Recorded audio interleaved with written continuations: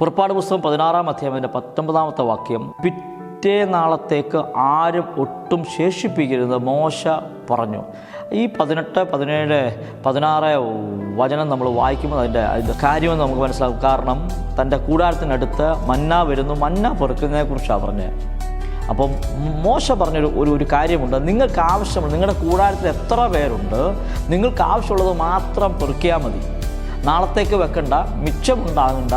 നിങ്ങൾക്ക് എന്താണ് ഇപ്പം ആവശ്യം, ഇപ്പം നിങ്ങൾക്ക് കഴിക്കാം. നിങ്ങളുടെ കൂട്ടത്തിൽ എത്ര പേരുണ്ട് അവർക്കനുസരിച്ച് പെറുക്കാനാണ് പറഞ്ഞത്. അത് ചിലർ കുറവ് പെറുക്കി, ചിലർ കൂടുതൽ പെറുക്കി. ഹല്ലേലൂയ.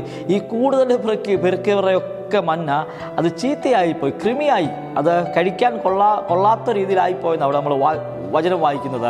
അപ്പം നമ്മൾ കേൾക്കുന്ന ദൈവശബ്ദം, അതിപ്പം മോശയെ കർത്താവാ ഇസ്രായേൽ ജനത്തിൻ്റെ മധ്യത്തിലാക്കി വെച്ചത്, തൻ്റെ രക്ഷകനായി കർത്താവാ മോശയാക്കി വെച്ചത്.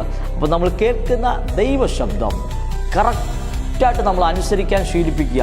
അത് നമ്മൾ പാസ്റ്റർ പറയുന്നതായിട്ട്, നമ്മൾ വീട്ടിലായിരിക്കും, നമ്മൾ അച്ഛനമ്മ പറയുന്നതായിട്ട്, ആര് പറഞ്ഞാലും അത് ദൈവശബ്ദമാണ്. അത് നിങ്ങൾക്ക് നന്മയെന്നും ബോധ്യമുണ്ടെങ്കിൽ 100% നിങ്ങൾ അനുസരിക്കുക. അത് നിങ്ങൾക്ക് നന്മയ്ക്കായി ഭവിക്കുന്നതായിരിക്കും.